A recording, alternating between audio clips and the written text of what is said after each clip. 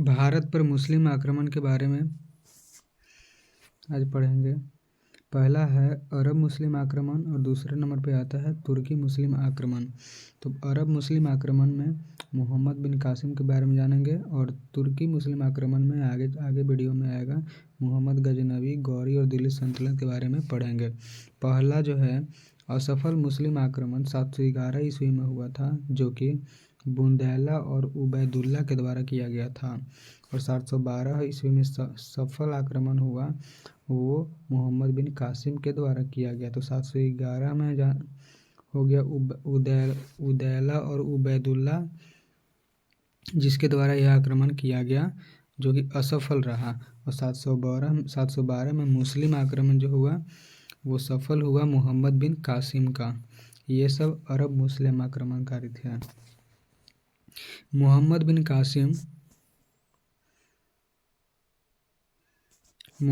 कासिम सबसे पहले भारत पर आक्रमण करके देवल बंदरगाह को जीता था।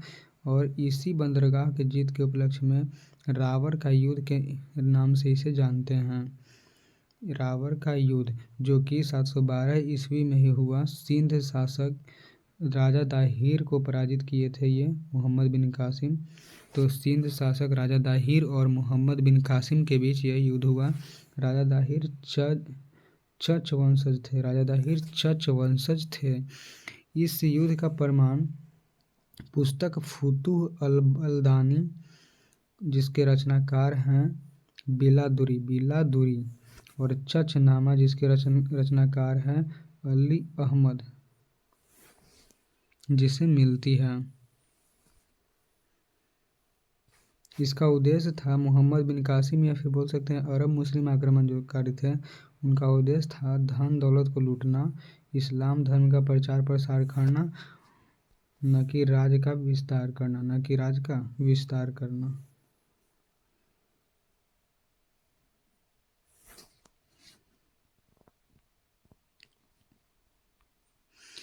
और आगे है 713 में मोहम्मद बिन कासिम के द्वारा मुल्तान राज्य को जीता गया था। 713 में यहाँ से बहुत सारे स्वर्ण की प्राप्ति हुई थी, जिसके कारण इसे स्वर्ण नगरी के नाम से जाना जाता है। यानी मुल्तान को हम स्वर्ण नगरी के नाम से जानते हैं, जिसको 713 ईस्वी में जीता था मोहम्मद बिन कासिम।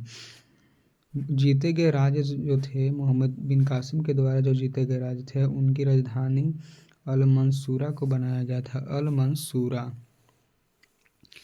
अरबवासी जो मुसलमान थे वो लोग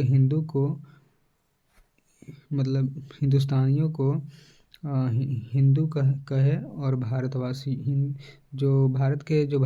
थे उनको हिंदू कहा और देश को हिंदुस्तान नाम से संबोधित किया। अरबवासियों जो थे वो भारतवासियों को हिंदू कहा और देश को हिंदुस्तान नाम से संबोधित किया। सर्वप्रथम जजिया कर मोहम्मद बिन कासिम के द्वारा ही लगाया गया था। पर्दा प्रथा भी तीव्र गति से विकास किया इसी के शासनकाल में। और 3 प्रकार के जजिया इसने लगाया था।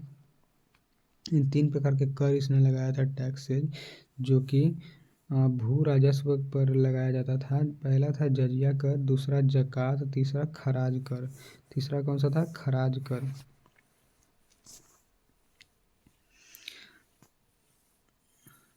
ये जो जजिया कर जो था ये गैर मुसलमानों से लिया जाता था।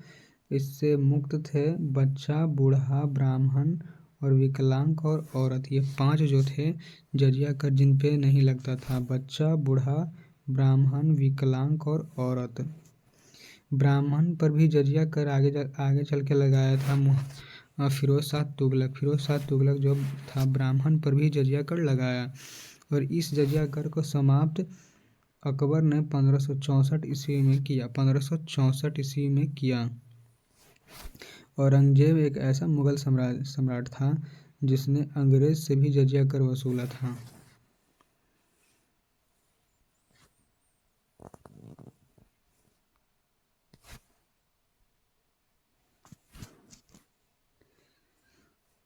इस कर को यानी जजिया कर को अंतिम रूप से मोहम्मद शाह, जिसको हम रंगीला बादशाह के नाम से जानते हैं, इसने समाप्त किया।